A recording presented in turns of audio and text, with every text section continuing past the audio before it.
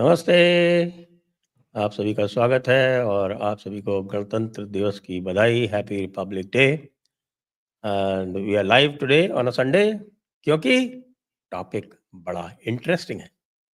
और आप लोगों से आरंभ करने से पहले सभी से अनुरोध है, कृपया चैनल को सब्सक्राइब कर लें, लाइक कर लें और क्वेश्चंस जो भी आप पूछना चाहें आप पूछ सकते हैं। हमारे आज के गेस्ट हैं जनरल PR शंकर। स्वागत आपका। Happy republic day to you sir. Happy Republic Day to you, to all viewers of Jaipur Dialogue and Ghana Shot who are on with us today. And I do hope Jaipur Dialogue goes from strength to strength. Thank you, sir. And we are doing simulcast also on the Ghana Shot. On the Ghana Shot, and we are live on both. तो आइए बात शुरू करते हैं, आरंभ करते हैं। तो ये जो ट्रम्प ने तो बहुत सारे काम कर दिए, more than 100 executive orders or whatever, a lot of bluster, bit of bluff, वो सारा काम तो वो कर रहा है। लेकिन आज हम थोड़ा सा उसकी जो अमेरिकन फॉरेन पॉलिसी से जो संबंधित जो भी उसने जो निर्णय लिए हैं उसका दुनिया पर क्या असर होगा और भारत पर क्या असर होगा, भारतीय उपमहाद्वीप सब कॉन्टिनेंट पर क्या असर होगा, इसके बारे में आपसे जानना चाहेंगे जी। Thank you. ये बहुत दिलचस्प बात उठाया आपने। ट्रम्प का जो पॉलिसीज हैं, जो इसने एग्जीक्यूटिव ऑर्डर पास किया है, उसका क्या असर होगा अंतरराष्ट्रीय स्तर पर। सबसे पहले मैं जो देख रहा हूं, जो कटोरा बनाने वाले हैं उनका जो कारोबार बढ़ जाएगा। तो आप एड तो बंद कर दिया उसने सारा। एड तो बंद कर दिया। तो अगर जयपुर डायलॉग एक आप कर सकते हो, जयपुर डायलॉग्स का वो लगा के कटोरा दो, बांग्लादेश और पाकिस्तान में बहुत लेने। यू मीन मग के साथ साथ कटोरा भी? मग के साथ साथ कटोरा भी। ठीक है। जो दे उसका भी भला, जो ना दे उसका भी भला। जो ना दे उसका भी भला। ये दोनों उस हालत में आके बैठेंगे। आप सोच रहे हो कि ये मजाक है, ये मजाक नहीं है। ये एक स्लाइड मैंने बना, एक मात्र स्लाइड है, मैं दिखाना चाहता हूँ बांग्लादेश के ऊपर क्या असर होने वाला है। अगर आप दिखा सकते हैं तो फिर आगे हम आगे बढ़ाएंगे। ये देखिए, ये है बाएं जो है वो चिट्ठी है जो यूएसएड बांग्लादेश को आज दिया गया है। आज ने मेरे ख्याल में कल दिया गया है कि भैया आज से आपको पैसा नहीं मिलेगा।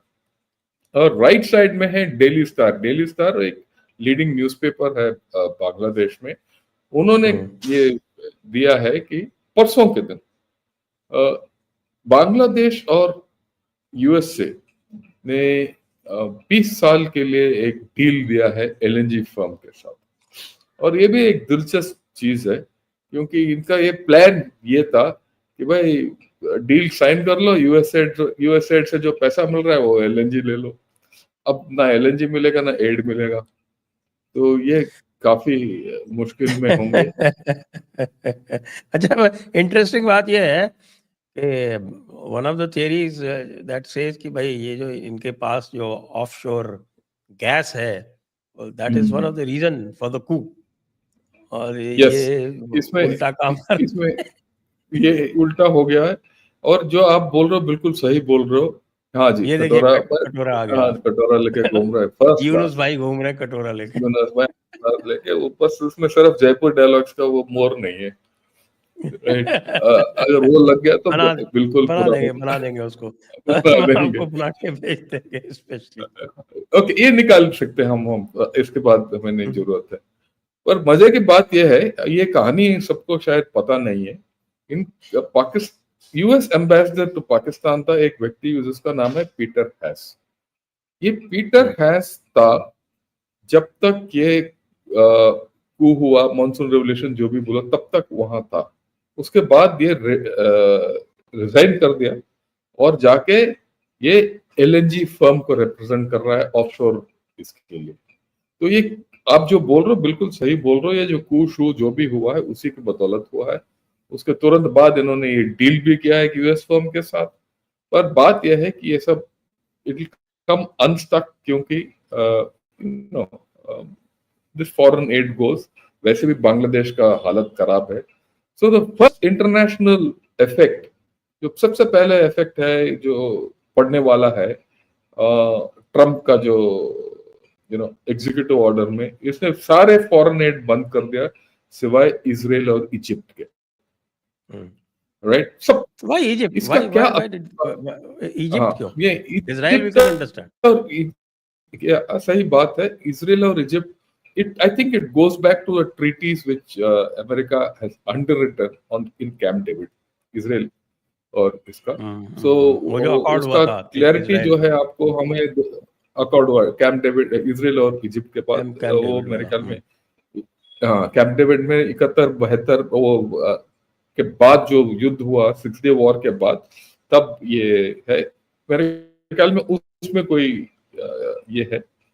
बट उन दोनों को छोड़ दीजिए, बाकी देशों को देखिए, जैसे पाकिस्तान हुआ, बांग्लादेश हुआ है, बहुत से अफ्रीकन कंट्री हैं, ये सब अमेरिका से एड लेते थे और अमेरिका के को और चीन को की मदद करते थे, चीन को के साथ रहते थे। सो मेरे ख्याल में ये इनडायरेक्टली चीन को इन्फ्लुएंस का धक्का पड़ेगा, इसमें दो राय नहीं है। तो जब हम सोचते हैं कि ट्रम्प जो भी कर रहा है वो थोड़ा ब्लस्टर कर रहा है और खलबली मचा रहा है वगैरह, वो ऐसी बात नहीं है। उसका जो there's a lot of logic in this madness, right? ये पागलपने में बहुत लॉजिक है और आज मैं उस लॉजिक को बताऊंगा कि क्या होने वाला है। ओके, मोटे मोटे तौर पर उसने क्या क्या बड़े बड़े निर्णय लिया है। एक तो एड बंद कर दिया, एक डब्ल्यूएचओ से एग्जिट कर दिया, तीसरा उसने क्लाइमेट चेंज से एग्जिट हो गया उसका, राइट? और चौथा बोल रहा है कि भाई मैं मार्स जाऊंगा, और उसमें भी बहुत सोच है, ऐसी बात नहीं है। और सो एंड टैरिफ्स, कहता है मैं सब के ऊपर टैरिफ लगाऊंगा, राइट? तो ये जो टैरिफ वगैरह वगैरह वगैरह मोटे मोटे तौर पर ये जो भी इसने बताया है, ऑयल प्रोडक्शन बढ़ाऊंगा, इमिग्रेशन, ऑयल प्रोडक्ट, तो आइए वही पेरिस क्लाइमेट इससे आउट होके ऑयल क्लाइमेट, ऑयल प्रोडक्शन बढ़ाऊंगा, ऑयल ड्रिलिंग, उसने ये भी बोला ड्रिल बेबी ड्रिल, यानी कि ज्यादा ड्रिलिंग करो। और टेल पाइप एमिशंस के ऊपर पाबंदी था, वो निकाल दिया है। रिन्यूएबल एनर्जी का जो सब्सिडीज है वो निकाल दिया है। और उसके बाद इमिग्रेशन के ऊपर पाबंदी लगा दिया है और बर्थ राइट सिटीजनशिप के ऊपर भी इसने पाबंदी लगा दिया। इसने जितने भी इसने हुक्म पास किया है, एग्जीक्यूटिव ऑर्डर्स हुक्म ही है, उनमें बहुत थ्रू नहीं होंगे पर कुछ अमल किया जाएंगे, क्योंकि जैसे बर्थ राइट सिटीजनशिप एक्ट है वगैरह वगैरह, और या इमिग्रेशन पॉलिसीज है, ये कुछ कोर्ट में जाएंगे, कुछ नहीं जाएंगे, वो उनका इंटरनल प्रॉब्लम है, पर असर जो है पूरा दुनिया में पड़ेगा।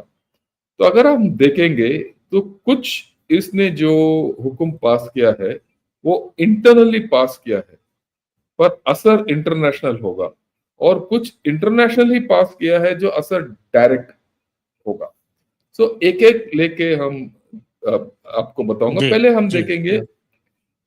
हम देखेंगे इंटरनल जो हुक्म इसने एग्जीक्यूटिव ऑर्डर पास किया है या इसने जो प्रोनाउंस किया है उसका असर क्या होगा पूरा दुनिया में। पहले तो ये, इससे पहले कि वो इनॉग्रेशन हो गए, उसने शुरू कर दिया कि भाई पनामा कैनाल वापस ले लूंगा, मैं ग्रीनलैंड वापस ले लूंगा, वापस कनाडा एनेक्स कर लूंगा, ग्रीनलैंड तो एनेक्स कभी उसके करेगा, पास था ही नहीं, या उसका था ही नहीं, तो एनेक्स करना है। कनाडा को बोल रहा था कि भाई हमारा 51st स्टेट बन जाओ, राइट? और gulf of America, gulf of Mexico को गल्फ ऑफ अमेरिका बना दिया चारों। गल्फ ऑफ अमेरिका को, गल्फ ऑफ मेक्सिको को gulf of America banana is more of एक सिंबलिज्म है ये, कि भाई ये अमेरिका का इलाका है तो मेक्सिको का कहाँ नाम आ गया। बट पनामा कैनाल, ग्रीनलैंड और Canada, these are serious things. Why? ये ग्रीनलैंड को क्यों हड़पना चाहता है, राइट? वहां क्या है? पानी है, एनर्जी है, यूरेनियम है। यूरेनियम चाहिए उसको टेक एक्सेलरेशन के लिए, थोड़ी देर में आ जाऊंगा उसके ऊपर। एनर्जी की, इट्स ऑल अबाउट एनर्जी। दूसरा, जैसे जैसे क्लाइमेट चेंज होगा और आर्कटिक रूट्स ओपन हो जाएंगे, उसके ऊपर कब्जा करना है। और कुछ दिन से पहले चाइना का काफी निवेश हो गया था ग्रीनलैंड के अंदर, ये सब बंद हो गया होगा। हम सोच सकते हैं कि ग्रीनलैंड वो जो एनेक्स करना चाहता है वो बेवकूफी है, पर कुछ हद तक, चाहे वो हो या ना हो एनेक्सेशन, पर इसने जो कदम उठाया है उससे क्या है, आर्कटिक रूट्स के ऊपर यूएसए का पूरा कब्जा हो जाएगा। और अलास्का और ग्रीनलैंड दोनों मिला के अगर हम देखेंगे तो मिसाइल डिफेंस यूएसए का स्ट्रांग हो जाएगा। यानी कि नॉर्थ से चाइना और रशिया का पहुंच यूएसए के ऊपर उतना आसान नहीं होगा। From a missile defence point of view, I think it makes immense sense. Controlling Arctic waterways जो वहां खुलने वाला है अगले 5-10 साल के अंदर, I think it makes immense sense. नहीं तो चाइना का पूरा प्लान था वहां के वो अपना स्टेशन लगाओ और अपना कंट्रोल करना शुरू करो। इनफैक्ट यहां तक चाइना ने एक स्ट्रेटेजी भी निकाल दिया, एक व्हाइट पेपर भी निकाल दिया कि it is a near polar power, कोई नियर आर्कटिक पावर। भाई आर्क नॉर्थ पोल से लेकर चाइना तक 5,000 किलोमीटर का दूरी है। ये आप महाशय ने जाके एक व्हाइट पेपर निकाल दिया और बोल दिया कि भाई आर्कटिक पावर हो। ठीक है, हम भी आर्कटिक वो पावर तो है। सारे पावर है ना, वो तो इंडियन ओशन हाँ, पावर तो भी है, वो तो वो पैसिफिक सारे, पावर तो हाँ, है ही, अटलांटिक तो पावर भी है वो। सो वो जो है वो बंद हो गया। पनामा कैनाल के ऊपर चाइना का फर्म्स का काफी पकड़ हो गया है, खास करके जो उसके अंदर जो कंटेनर फर्म्स हैं, कंटेनर शिपिंग का दोनों तरफ वो चाइनीज फर्म्स का कब्जा हो गया है। तो जब ये बोलता है कि भाई मैं पनामा कैनाल वापस लेना चाहता हूँ, सबको पता है कि वो पनामा कैनाल वापस नहीं ले सकता, पर उसके ऊपर जो कंट्रोल है वो वापस यूएसए के ऊपर आ जाएगा। और मेरे ख्याल में ये दोनों चीज हो जाएंगे। गल्फ ऑफ अमेरिका, मेक्सिको को गल्फ ऑफ अमेरिका वो नियुक्त करना बड़ी चीज नहीं है, क्योंकि एक इस हुक्म के साथ पूरे नक्शा जो है अमेरिका में जो चप रहे हैं उसमें गल्फ ऑफ अमेरिका आ जाएगा और बात वहां खत्म हो जाएगा।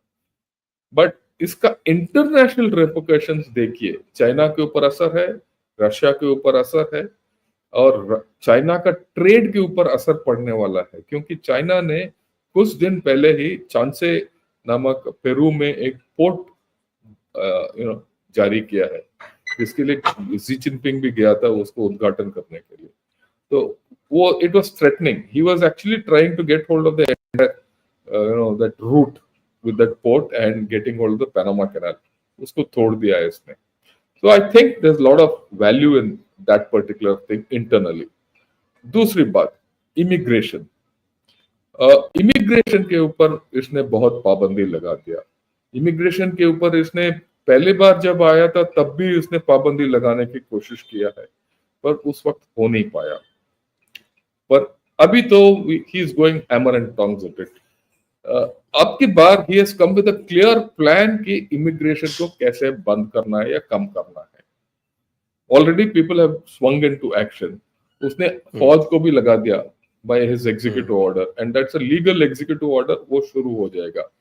उससे मैक्सिकन इमिग्रेशन तो बंद होगा ही होगा, पर एक इमिग्रेशन जो बिल्कुल बंद हो जाएगा वो है चाइनीज इमिग्रेशन। क्योंकि पिछले 2 साल से चाइना का इमिग्रेशन थ्रू मेक्सिको काफी हद तक बढ़ गया है। It has increase by 1000%, right? ये कम नहीं है। और बहुत लोग जो हैं वो इमिग्रेशन रूल्स को एक्सप्लॉइट करके वहां जाके बच्चा पैदा कर देते थे। एक बार वहां आप जाके बच्चा पैदा कर दो तो आपका due to birth right citizenship आपका लड़का या लड़की वहां का सिटीजन बन जाएंगे। अगर वो लड़का लड़की सिटीजन है तो लड़के का माँ बाप भी वहां के सिटीजन माने जाते हैं। तो दे वर बीटिंग दिस सिटीजनशिप और इमिग्रेशन इलीगल, ये वो भी बंद कर दिया उसने। हाँ, वो it will not go through their constitutionally already एक जज ने बोला कि भाई ये कॉन्स्टिट्यूशनल नहीं है। वो तो actually if you read the 14th amendment, वो तो इतना क्लियर है कि इट इज या ब्लेटेंटली इनकॉन्स्टिट्यूशनल, जो बर्थ राइट का इनकॉन्स्टिट्यूशनल लफ्ज ने बोला। उसने बोला है, but what will happen is I am not he, उसको भी पता होगा ये, but the fact that he started this debate, the fact that he is clamping down on immigration, so he gets internal support. लोग जो American जो सोचते थे कि भाई जो बाहर से आके यहाँ बस रहे हैं और हमारा रोजी रोटी छीन रहे हैं, उनके ऊपर पाबंदी हो जाएगा। There'll be something, on this where it favors America. So this is something, while it doesn't seem very logical to us, internally for America ये बहुत लॉजिकल है, ये बात है। और इससे कुछ ना कुछ ऐसे निकलेगा जो अमेरिका के फेवर में होगा। हाँ, इसमें लोग बोलते हैं कि भाई इमिग्रेशन से हमारे लिए काफी प्रॉब्लम होगा इंडिया के लिए। ये मैं मानता नहीं हूँ, क्योंकि एक वीडियो इसने जारी किया है ट्रंप ने, उसने बोला कि भाई इमिग्रेशन के ऊपर मैं पाबंदी नहीं लगा रहा हूँ, मैं इलीगल इमिग्रेशन के ऊपर पाबंदी लगा रहा हूँ। हमें चाहिए, हमें अच्छे इंजीनियर्स चाहिए, अच्छे मैकेनिक चाहिए, अच्छे वर्कमैन चाहिए, वो लीगल तरीके से आए, और अगर वो नहीं आएंगे तो हमें प्रॉब्लम होगा। तो ये he is saying this very clearly.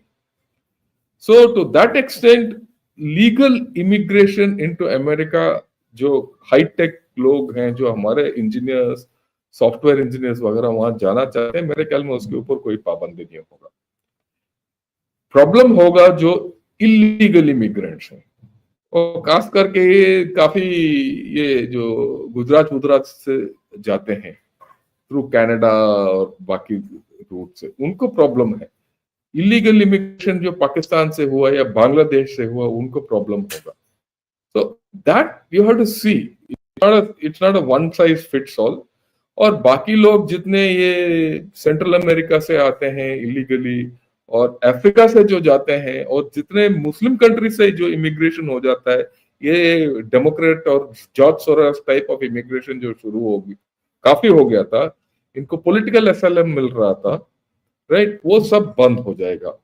और वहां उसके नजरिया से अगर हम देखेंगे तो I think it's a good step overall, because ये नहीं हो सकता कि भाई आपका कोई काम नहीं है, काज नहीं है, आप सिर्फ रेडिकल बनने के बाद अगर आप जाके वहां इमिग्रेशन में जाके बैठ सकना चाहते हो, और वहां शरणार्थी बन के बाकी देशों में प्रॉब्लम कर सकते हो, जैसे खालिस्तानियों के साथ हुआ है, राइट। जो जितने भी खालिस्तानी गए हैं वो इलीगल इमिग्रेंट्स ही तो गए हैं, वो और ये पॉलिटिकल इमिग्रेशन, राइट, और हमें प्रॉब्लम कर रहे हैं। तो अगर ये इमिग्रेशन टाइट हो गया, अगर हम सपोर्ट करेंगे उनको सही तरीके से, तो फायदा लॉन्ग टर्म में हमें ही होगा। इसीलिए जो हमारा गवर्नमेंट ने जो स्टेप ऑलरेडी ले लिया कि भाई जितने इलीगल इमिग्रेंट्स हैं हम वापस ले लेंगे, जो वहां डिटेंशन सेंटर्स वगैरह में हैं उनको हम वापस ले लेंगे, वो सही निर्णय है। ओके, नेक्स्ट चीज, ओके, सो ये हुआ ये इनका इंटरनल चीज।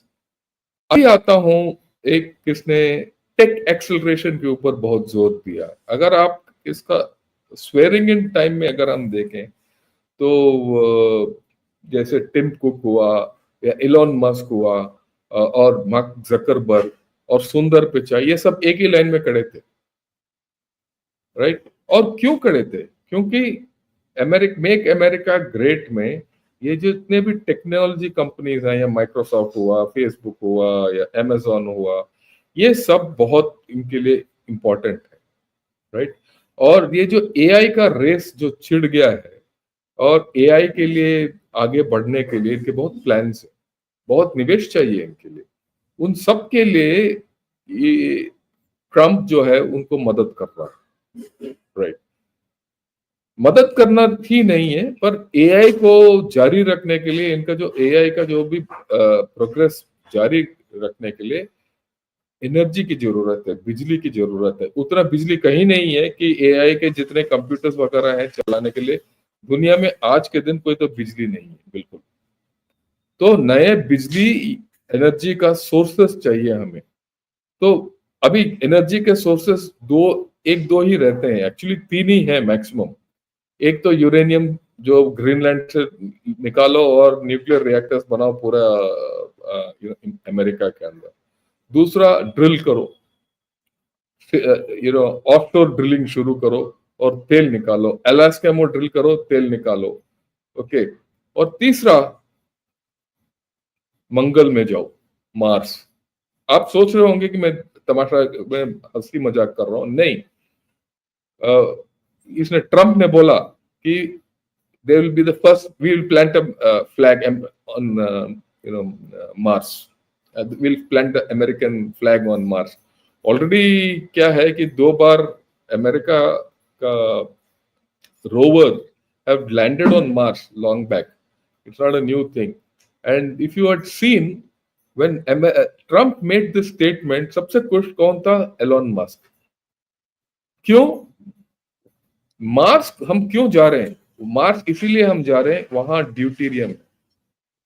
Deuterium is a form of isotype of hydrogen. आप मार्स से हाइड्रोजन ले आइए और मून से यानी चंद्रमा से आप हीलियम ले आइए, और ये दोनों लाके फ्यूजन के जरिए आप you can make lot of energy, और दैट एनर्जी इज लिमिटलेस। और फ्यूजन टेक्नोलॉजी जो है, लिवरमोर लॉरेंस लैब है कैलिफोर्निया में, उन्होंने 2 बार उन्होंने ये स्थापित कर दिया, यानी they mastered the technology, the fundamentals of the technology. Maybe another 10-15 years they'll be able to master a fusion reactor. And this is a race which is going on with China also. Even China is going through same fusion reactor process to get plasma वगैरह वगैरह। इसीलिए वो भी, China भी एक मंगलयान का, not Mangalyaan, Mangalyaan तो हमारा प्रोजेक्ट है, मंगल में एक रोवर भेजने के चक्कर में है। ये कोई स्पेस जो जा रहे हैं, वो पर्यटन के लिए कोई नहीं जा रहा है कि भाई चंद्रमा में जाओ, वहां से क्या सूरज, planning for future, planning for 22nd century की प्लानिंग है, प्लानिंग है। और इस पूरा जो है वो एनर्जी का खेल है ये, राइट। और ये बताया जाता है, जिस देश के पास एक सॉलिड स्पेस प्रोग्राम है, वो देश कल का सुपर पावर है। अमेरिका तो है ही सुपर पावर, रशिया भी है उस लिहाज से सुपर पावर, चाइना भी है, और चौथा कौन सा है? इंडिया। इंडिया। अब थोड़ा राइट सोच के देखिए। अब वैसे पाकिस्तान ने भी एक टंकी छोड़ दी है सर, आपने देखा कि अरे पाकिस्तान, हाँ, उसमें बात यह है कि वो मेरे ख्याल में स्पेस में भी कटोरा ढूंढने के चक्कर में वो तो कटोरा कान है वो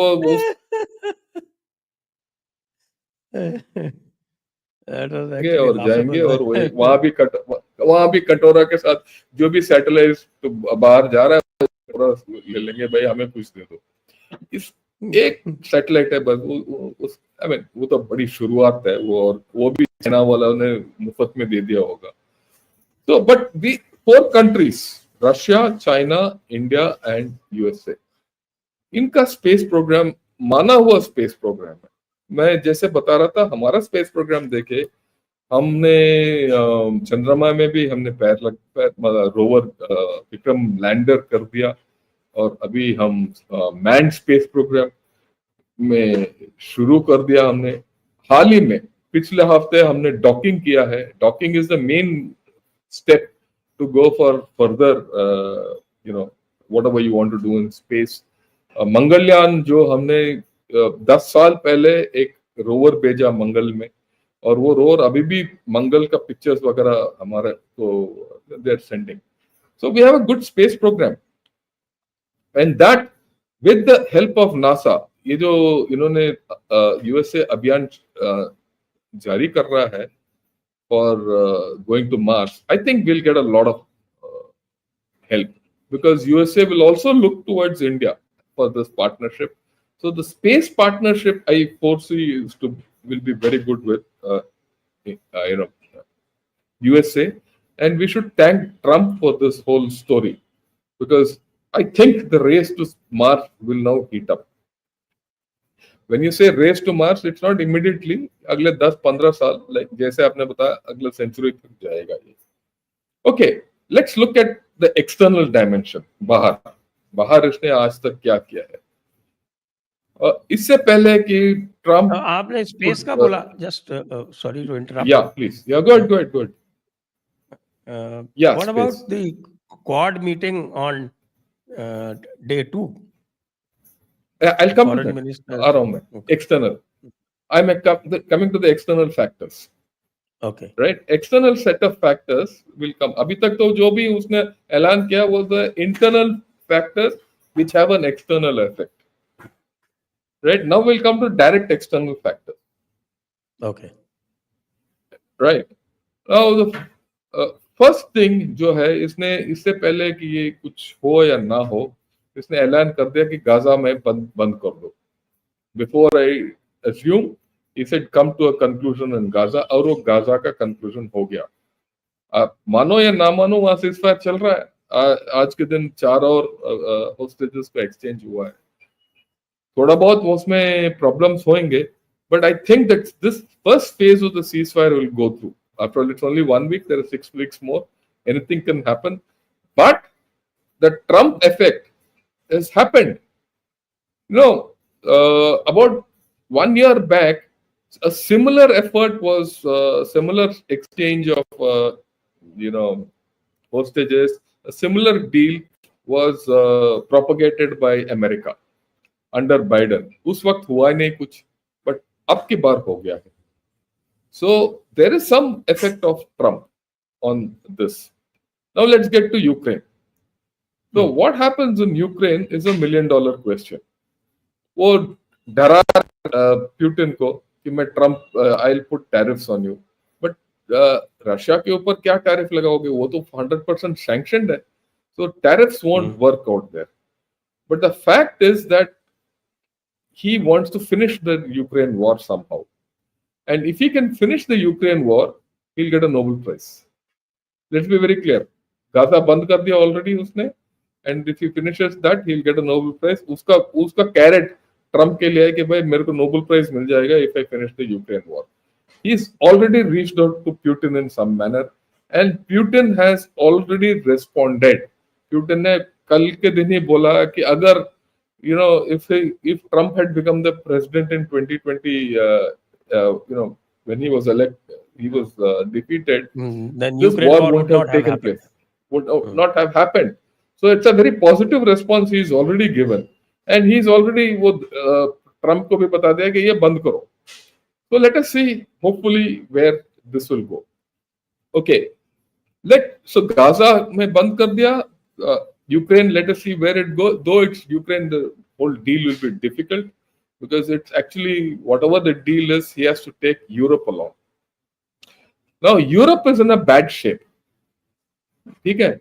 And he has forced Europe and NATO to invest more in defense.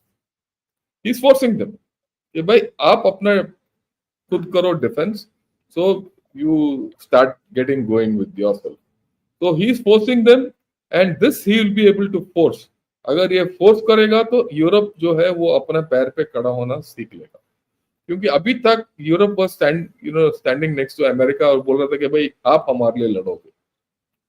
Okay, so if this he can put through, it will be a great achievement. Okay, now simultaneously let's look at China. Okay, what people don't understand, जिस इनको पता नहीं है, even before Trump came, there is a continuity of action against China. That's important. December, January, or in fact November से ही शुरू हो गया. US has started realigning its forces in Western Pacific. उन्होंने फिलीपींस के आइलैंड्स के ऊपर, कुछ Japan के आइलैंड्स के ऊपर कुछ हथियार डिप्लॉय करना शुरू कर दिया. और गुआम में जाके इन्होंने एक न्यूक्लियर सबमरीन खड़ा कर दिया, अटैक सबमरीन. और जापान में इनका जो बेस है, वहां ये जॉर्ज वॉशिंगटन जो न्यूक्लियर कैरियर है वहां स्थित कर दिया. And also they retained 25 division which is in Korea, क्योंकि कोरिया में भी आज के दिन पॉलिटिकल प्रॉब्लम्स हो रहे हैं. और ये नहीं होना चाहिए कि ये पॉलिटिकल प्रॉब्लम्स जो हो रहे हैं उसके तहत नॉर्थ कोरिया इनके ऊपर अटैक करे. सो उसको आउट करने के लिए USA had put troops out there.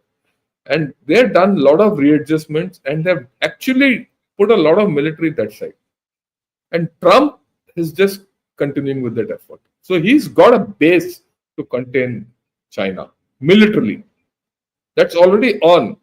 And now he's got a set of foreign policy specialists, चाहे आप मार्क रूबियो बोलो या इनका नेशनल सिक्योरिटी एडवाइजर वॉल्श बोलो या इनका डिफेंस सेक्रेटरी हेक्सेथ जो अभी इसने शपथ लिया है, ये तीनों बड़ी मुश्किल से कंफर्म हुआ बेचारा। नहीं, कंफर्म हुआ है वो बात अलग छोड़ दीजिए, वो उनका अंदरूनी मामला है। But the fact is he is very clear, ये तीनों focused against China. So they want to, clamp China down, and that message is very clearly gone to China. अगर आप चाइना में इनका इंटरनल चाइनीज मीडिया साइट्स अगर हम देखेंगे तो मैं तो हैरान हूं। पिछले एक हफ्ते से मैं देख रहा हूं कि 90% of the news items are on Trump और यूएसए। ये डरे हुए हैं इंटरनली, बाहर जो भी बात करें या ना करें उनका बहुत प्रॉब्लम है एक्चुअली, या डरे हुए हैं या बहुत इनको दुविधा हो रहा है जो भी ट्रम्प कर रहा है। So China is on the crosshairs, let's be very clear. Okay, what else has he affected China? मैंने पनामा कैनाल के बारे में बता दिया आपको, ग्रीनलैंड के बारे में बता दिया, but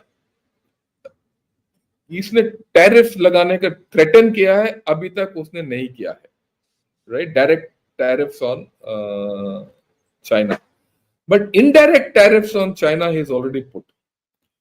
He's putting 25% tariffs on Mexico. And why 25% tariffs on Mexico? क्योंकि जितने फैक्ट्री चाइना ने जाके मेक्सिको में लगाया और मेक्सिको के जरिए they were sending it, that's all tariff now. They're focused. ये टैरिफ बड़ा फोकस्ड है ये, एंड उसके ऊपर अगर और 10-15% अगर आप टैरिफ लगा दोगे तो चाइना का बत्ती बंद हो जाएगा सही में। सो दैट वो थ्रेटन कर रहा है चाइना को वेरी क्लियरली। दूसरी बात, he has quit the climate change, Paris climate change and environment, ये सब बंद हो गया है। उसके तहत ही is going to drill offshore ये वो, बट एक इसमें सेंटेंस इसने बोला है, वो है टेल पाइप एमिशंस के ऊपर पाबंदी लगा दिया, यानी हटा दिया। So what is tailpipe emission? वो ये, so we can all drive IC engines. There he पूरा EV का मैंडेट खत्म कर दिया। EV का मैंडेट ही नहीं खत्म कर दिया, सब्सिडीज भी बंद कर दिया। सो अगर ये EV का मैंडेट और सब्सिडीज आज अमेरिका करता है तो बाकी लोग भी करेंगे, क्योंकि at the end of the day अगर सब्सिडी नहीं है तो ये जो EV है, it is almost 2 times the cost of a normal petrol engine car, right? So what will happen? ये जितना चाइना का EVs है, ये जो लेके घूम रहे हैं ना, वो तो टप हो जाएंगे। इनका EV इंडस्ट्री मेरे ख्याल में अगले 6 महीने के बाद देखिए इनका EV इंडस्ट्री का क्या हालत होगा। इनका कैपेसिटी वैसे भी ओवर कैपेसिटाइज्ड है, तो राइट, वैसे भी चाइना में अमेरिका में बिकते नहीं है, अब और कहीं भी बिकेंगे नहीं, क्योंकि एनर्जी ऑयल वगैरह है, ऑयल प्राइसेस नीचे होने वाला है। ही इज ऑलरेडी टोल्ड ये सऊदीज कि भाई ऑयल प्राइस नीचे करो। एक बार ऑयल प्राइस नीचे हो गया, आपका पेट्रोल का प्राइस नीचे हो गया, तो कौन खरीदेगा ईवी? वो ईवी का मार्केट डाउन हो जाएगा। ईवी का मार्केट डाउन हो गया तो किसके ऊपर असर पड़ेगा? चाइना के ऊपर। सो हम जैसे इसने डायरेक्ट चाइना के ऊपर कोई टैरिफ नहीं लगाया, पर इनडायरेक्ट मेथड से वो चाइना को काफी टाइट करके छोड़ रहा है। ओके, और वैसे थ्रेटन रोज करता रहता है कि मैं लगा दूंगा, but he is done indirectly. Direct नहीं कर रहा है, इनडायरेक्टली कर रहा है, और वो उनको पता है कि इनडायरेक्टली उनके ऊपर असर पड़ रहा है। नेक्स्ट पॉइंट है, आप देखिए quad. The first meeting the Secretary of State had, first order of business after assuming as Secretary of State was with Quad. He met the 4 Quad people, 4 Quad ministers, 3 Quad ministers, and the first foreign minister he met was Mr. Jaishankar. That's the level of importance India was given in this, or India will be given in India as we go along. So I have no doubt in my mind. All this is, the focus is very clear. USA needs India for balancing China out. USA needs India to keep Russia in check. Russia के ऊपर पाबंदी लगाना है तो he needs India, and इसीलिए जो भी उसने बात किया नहीं किया, उसने डायरेक्टली इंडिया और रशिया का जो रिलेशनशिप है उसके ऊपर आज तक एक बात भी नहीं, एक शब्द भी नहीं बोला, right? So and China is trying very hard how to break the India US relationship. ये मैं बता रहा हूँ क्योंकि रोज मैं ये चाइना का जो न्यूज़पेपर पढ़ता रहता हूँ, और वो उनका मानना है कि most important 3 countries in this century are USA, China and India. अगर most important countries in China are USA, India and China, and USA and India get together, Russia is not included. Russia is not included. ये मैंने परसों ही किया है, ये analysis ये gunner shot में है, और एक अच्छा स्लाइड भी दिखाया, और ये चाइनीज में लिखा हुआ था, मैंने ट्रांसलेट करके ये पॉइंट वाइज मैंने सबको बताया है. और उनका मानना है कि रशिया इसीलिए इंक्लूडेड नहीं है कि रशिया के पास पॉपुलेशन नहीं है, और उनका मानना यह है कि यूरोप हैज पीक्ड, चाहे जर्मनी हो या जापान हो या बाकी European countries have all peaked. As per them, it is China, India and Russia. हाँ, ये बात अलग है. हम sorry, China, India, not Russia, USA. So इसमें अगर USA and India get together, China का बुरा हालत होगा. अगर इसीलिए अगर हम देखेंगे तो चाइना का रवैया पिछले 2 महीने से थोड़ा बदला है. आज के दिन जैसे हम बात कर रहे हैं, हमारा जो फॉरेन सेक्रेटरी है Misri ji, he is in USA, sorry he is in China के साथ बात हो रहा है हाउ टू नॉर्मलाइज थिंग्स. अगर हम सोचते हैं कि वो चाइना वाला एलएसी से ऐसे ही हट गया तो हम बेवकूफ हैं. उसका प्लान लंबा प्लान है, और वो इनडायरेक्टली जो है वो बांग्लादेश, पाकिस्तान, नेपाल, इनके जरिए हमारे ऊपर आई वोंट से आक्रमण, बट हमें तंग करने के चक्कर में, क्योंकि डायरेक्टली उससे होगा नहीं, राइट? रही बात इंडिया के साथ, I think USA realises, and this is across the board, republicans and democrats, सिवाय ये सोरोस टाइप के, उनको छोड़ दो, वो बेवकूफ डेमोक्रेट्स हैं, उनको छोड़ दीजिए. और उनके अलावा ये सब जानते हैं कि इंडिया के बिना इनका they will not be able to move up and do whatever they want and regain global leadership, which is Trump's aim. He needs India. So if you see all his policies so far, except probably tariffs, are not against India. Tariffs भी उसने बोला पे एक बार, उसके बाद उसने बात नहीं किया, and we'll have to see how these tariffs and everything go. But I don't think we will have any issues. The next point, this is a point which our government has to take into effect. हम सोच रहे हैं कि technology चाहिए और हमें we should go to China and get technology और investment वहां से लेना है. Why? I mean, this is a foolish kind of a proposition. Why? Because China is looking for investment from USA. So hence, why shouldn't we get investment from USA directly into India?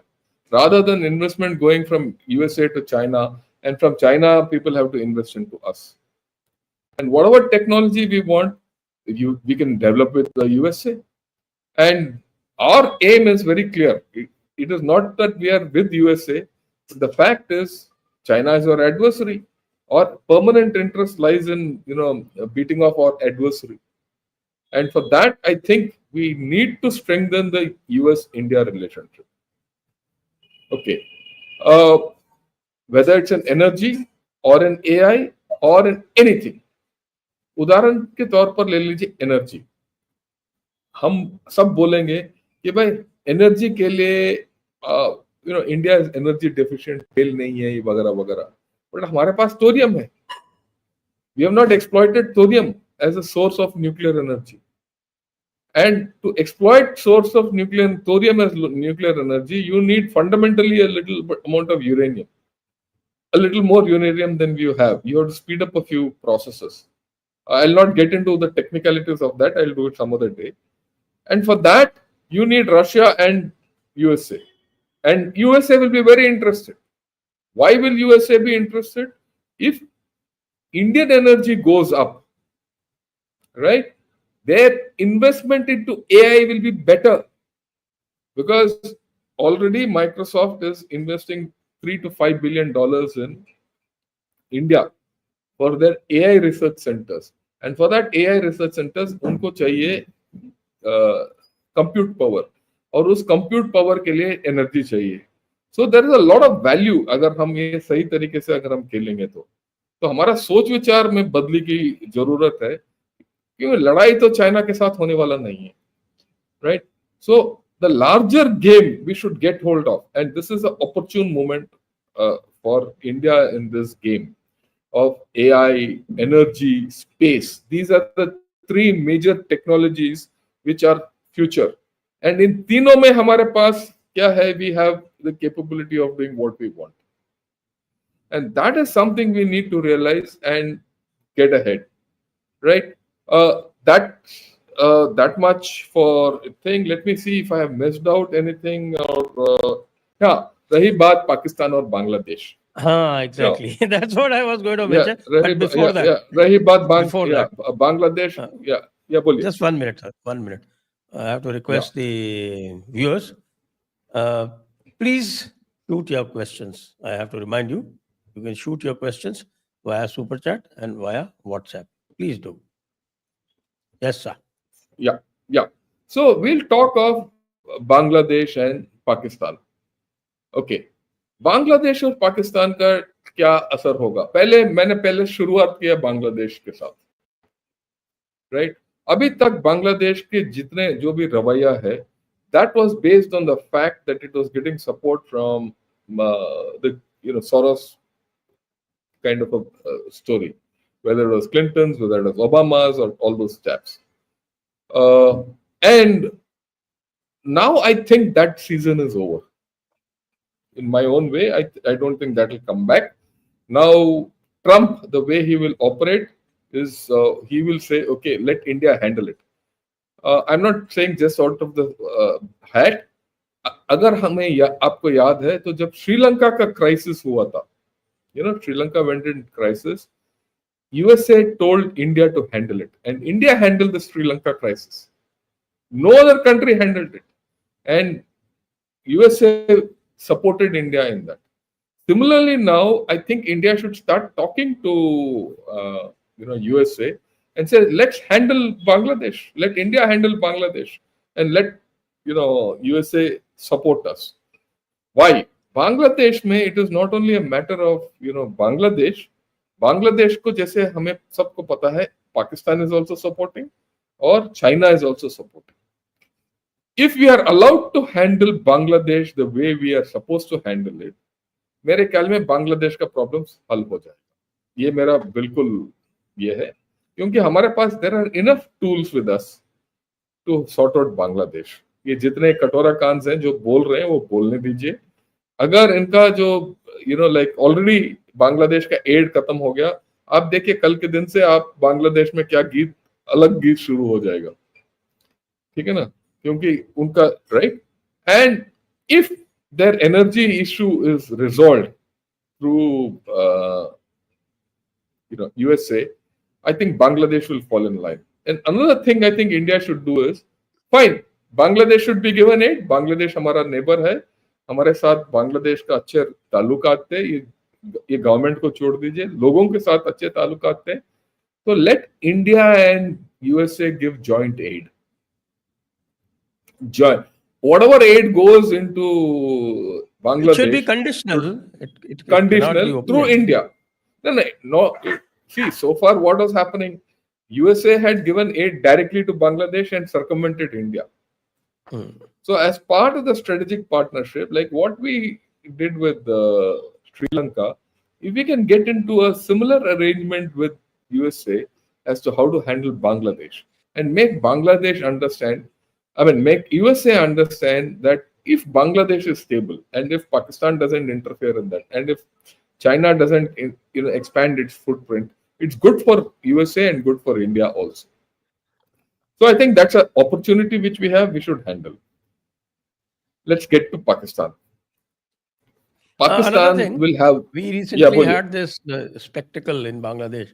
अभी जो है कि तमाशा दिखाया था इन्होंने कि वो ISI का चीफ जो है वो वहां पे गया और इट इज वेरीफाइड कि गया था और फिर उन्होंने उसको जो है वो डिनाई करने का कोशिश किया और उसके बाद फिर अभी 33 कोर ने जो आपके सुकना बेस सिलीगुड़ी के पास में सुकना में जिसका हेडक्वार्टर है और वहीं आपके क्या है वो बिन्नागुड़ी में डिवीजन वहां पे तो अब उसने जो है वो उसी चिकन नेक में एक ऑपरेशन किया, उसका नाम रखा एक्सरसाइज डेविल स्ट्राइक। 3 दिन का वो एक्सरसाइज था, 3 दिन का एक्सरसाइज। तो ये हमने बहुत शुरू में भी बात किया था कि बस थोड़ा सा शो ऑफ कर देंगे तो इनकी वैसे भी पैंट ढीली हो जाएगी और पतलून गीली हो जाएगी। तो वो जो ये अभी इन्होंने किया कि यू थिंक नाउ वो जो अप्रोच हमने बात किया था शुरू में, that approach is now coming out in the open. Yes, we should. There are a lot of levers with India. You don't have to talk. बात क्यों करना है? एक्शन करो। मैंने बोला ना आपको, हमारा तो बांग्लादेश के बॉर्डर के आसपास ऑलमोस्ट 10 डिविजन्स आर देयर, उनकी पूरी आर्मी से ज्यादा है। देखिए, the way I look at it, you don't need an army to sort out Bangladesh. हमारे लोग you don't need to, you only need to demonstrate. वो तो बाकी तो demonstrate. Yeah, that's all, and that's more than enough. I think Bangladesh अगर थोड़ा भी अकल है, और बहुत अकल है उनमें, इसमें डाउट नहीं होना चाहिए हमें, और उनको वो संदेश मिल जाएगा। And that's why I said, ये फॉरेन एड का बंद होना, ये एक्सरसाइज शुरू करना और 2-3 चीजें होंगे अपने आप, मेरे ख्याल में 1-2 महीने के अंदर वो अपने लाइन में आना शुरू करेंगे। अगर लाइन में आना शुरू नहीं किया तो और कुछ करेंगे, बहुत है हमारे पास। और बीएसएफ को भी ऑर्डर्स मिल गए हैं।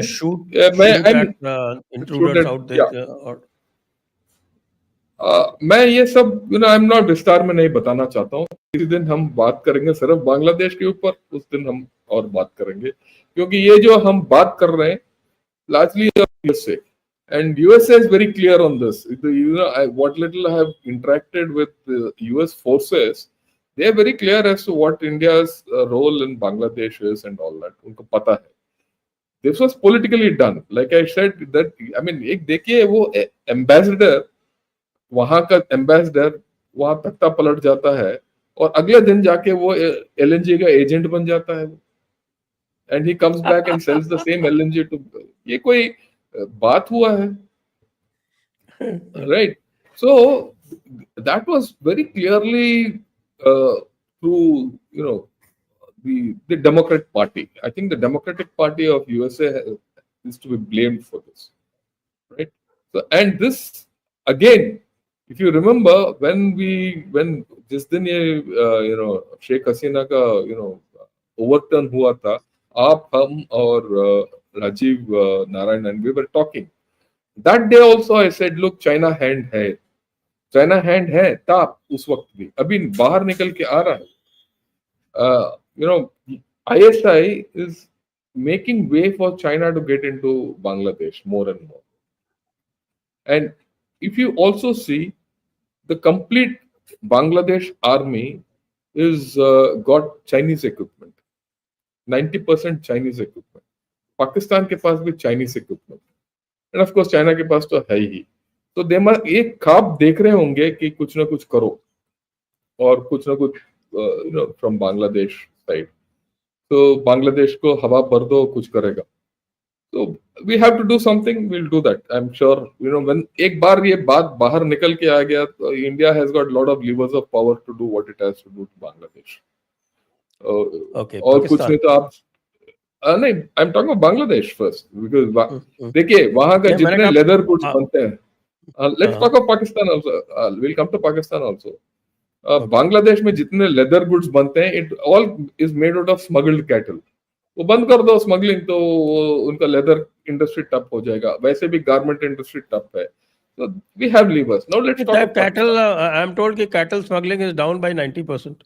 Yeah, that's so naturally that downstream economic effect will be there. उनका लेदर इंडस्ट्री बंद हो जाएगा। वैसे भी गारमेंट इंडस्ट्री बंद हो गया, उनके पास चावल है ही नहीं। It's a matter 1-2 months more. That's about all. Maybe after 3 months देखिए वो उनका गीत अलग शुरू हो जाएगा। अराकान आर्मी ने उनकी शिपिंग पे वो भी जो पाबंदी लगा दी। ये अब देखिए 3 महीना है, जितने जो भी बोले बांग्लादेश, उसके बाद अपने आप उनका गीत अलग हो जाएगा। वो असली बांग्ला में बात करेंगे। अभी वो रविंद्र संगीत भी शुरू कर देंगे, अच्छा, राइट? तो now let's get out to Pakistan. Pakistan is playing a game, a big game, and it is playing the China game. It's an indirect approach. China will not come directly back on the LAC. It'll use Pakistan, right? And actually, 3 days back only, I did a show. It's called China's Indirect Approach to Contain India. China has to contain India, like I said. ये तीन ही देश हैं, जैसे मैंने बताया, और ये China का सोच विचार है that unless they contain India, they can't get ahead. So the tool is Pakistan. So again here, we have to get and speak clearly to USA and say, if you want to, move ahead, you want to contain China, the way to contain China is through Pakistan. One of the ways, of course, direct hai, but Pakistan. Don't let Pakistan expand, because Pakistan has got submarines, it has got destroyers, it is getting the latest fighter aircraft from China. We need to somehow ensure, okay, let them get all the weapons, jo bhi lana hai lana, but we need to ensure that they don't function, and that USA can do very well. Of course, the second part of the story is ये जो foreign add बंद हो गया है पाकिस्तान से, immigration बंद हो जाएगा, उससे क्या है कि पाकिस्तान का हालत वैसे भी खस्ता और हो जाएगा। तीसरी बात जो हमने ऑलरेडी शुरू कर दिया है, वो है outreach to Afghanistan and Taliban through Chabahar port, right? और आजकल पिछले 2-3 दिन में अगर आप डॉन में देखेंगे तो इसके ऊपर कमेंट्री काफी आ रहा है कि India has made outreach to Taliban, और तालिबान जो है इनके कंट्रोल में नहीं है। और तालिबान में अभी अफगानिस्तान में 3 दिन पहले क्या हुआ, एक चाइनीज इंजीनियर को मारा गया, right? And he was going somewhere, and ये नॉर्दर्न अफगानिस्तान में उसको मारा गया। कुछ दिन पहले चाइना एक अटैक भी हुआ था China on Chinese nationals in Afghanistan. So we need to increase this story, because I don't think Afghans or hardcore Pakistanis like Chinese. लोग गवर्नमेंट को छोड़ दीजिए, पाकिस्तान में तो हमें पता है कितने लोग चाइनीज मारे गए। So this sentiment we have to keep alive through Afghanistan. एक और है सीरिया, मैं आपको अभी सीरिया ले जा रहा हूँ। सीरिया में there were lot of Uyghur militants who were fighting with Al-Shara and with various militias out there. अगर वहां थोड़ा लड़ाई खत्म हो गया तो वो यूगर मिलिटेंट्स को we should somehow say कि भाई आप जाओ मिलिटेंसी करो अपने देश में, ठीक है, जिंजियांग में और थ्रू पाकिस्तान, और राइट, और खुश रहो उधर, आप आजादी लीजिए उधर। So I think these are the things which we have to start doing. We have to start speaking, and this is what we have to start speaking not only to USA about. We also need to start speaking to Israel, because China is trying to spread into Middle East. Middle East में तो इनको हटा दिया गया completely. Iran is down. and so China is trying to get back into the Middle East. उनका वहाँ shut करना is important. And this is also the time we need to speak to USA कि क्योंकि Israel और वहाँ मतलब middle east में थोड़ा हालत स्थिति सुधर गया है. Some sense of semblance of balance is there. So let's start the IMEC, India Middle East Economic Corridor. We need to restart that. And the moment you restart that, because that corridor, up to Saudi Arabia already चल रहा है. There is a food corridor on that जो हमने already शुरू कर दिया है. We need to start the energy corridor. The energy corridor goes right up to Europe.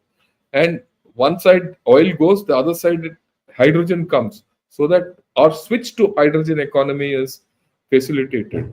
Plus the fact that you run this corridor, because through UAE and Saudi Arabia, they want Indian expertise to run this corridor. So I think we need to start talking to USA and Israel and Saudi Arabia and UAE to restart the IMEC. So just restarting IMEC will bottle up Pakistan and Turkey. Just that. So I think we need to start looking at all these things economically, diplomatically, and all that. Pakistan to वैसे ही and ensure that Pakistan keeps looking towards Durand Line. उसका कटोरा इधर होना चाहिए और उसका अकल शक्ल उस साइड होना चाहिए. All is उसका पूरा जो concentration should be on the Durand Line. So this is how I see things progressing for India with Trump, and we have a golden opportunity now. Let me reiterate, Mike Walsh, जो इनका security advisor है, he is a complete India proponent. उसका मानना यह है India should be a ally of USA, not a partner. Marco Rubio also feels that look, USA should support India. I'm sure ये जो इनका जो defense advisor, secretary है, Hegseth will also come into that. And then you have Tulsi Gabbard. See, we have not spoken of Tulsi Gabbard. Tulsi Gabbard is a supporter of ISKCON, Hindu. She proudly says, I'm a Hindu. And she is a devotee of ISKCON, through ISKCON. और ISKCON वालों को बांग्लादेश लोगों ने बंद कर दिया है. So, and she is now the National Intelligence Agency director. She's got a lot of leeway to, tighten Bangladesh. So all these things we must use, right? So there is a lot of goodwill in this Trump administration. Some problems we will have. वो ठीक है. We had a lot of problems. Those will mostly be relating to tariff, which I think tariff and all will get resolved. Yeah, Modi will handle. Trade related issues, not a problem at all. So these are the issues I think we have. We have a golden opportunity now with Mr. Trump in this next 4 years, and this is also, it overlaps the period when you can start expanding, and you start expanding everything. And the most important relationship, which before I close, is the defense relationship. You see, if you see right from 2000, जब जसवंत सिंह और I'm forgetting his James Baker, both of them started the talk of India-US strategic partnership. Okay, it has developed 25 साल में बहुत develop हो गया है, and उसका जो नींव है वो नींव है the defense relationship. When I say defense relationship, it is just not importing arms from USA. It is also training with them. It is also understanding. That needs to be taken to the next level. And this has worked across all administrations. चाहे वो Republican administration हो या Democratic administration हो, our defense relationship has never gone down. And that is something we need to build on. And I think we need to be nimble-footed in this and go on the right direction. ये है जो मैं आपको बताना था, आपको श्रोताओं को और गन्ना शॉर्ट में हो या जयपुर डायलॉग्स में. लास्ट में क्लोज करने से पहले ये यही डिफेंस मैं वाला बताना किसी दिन चाहता हूँ। और डिटेल में करेंगे, जो डिफेंस वाला है। पक्का, Today या we just will do looked that at any time, any time, any that, time. we will do it in detail some other time. या तो आइए अब हम प्रश्नों पर चलते हैं। या प्रश्न से पहले मैं एक ही आई वांट टू गुजारिश करूंगा सबसे कि भाई आप जयपुर डायलॉग्स को और गनर शॉट दोनों में सब्सक्राइब कीजिए अगर आप ये वीडियो लाइक करते हो। तो क्योंकि मैं बहुत दिन के बाद मैं हिंदी में बोल रहा हूँ और मुझे अच्छा लगता है हिंदी में बोलने के लिए। और संजय जी आप अगर ज्यादा बुलाएंगे तो हम आगे हमारा हिंदी को भी सुधार सकते हैं हम। ठीक है, आप तो अच्छा खासा हिंदी बोलते हैं, इसमें प्रॉब्लम क्या है? नहीं वो संपर्क होता है तो अच्छा रहेगा, right? So we'll make it more. So till then, please like this video because I've taken trouble to put the whole picture in front of you, and we'll take it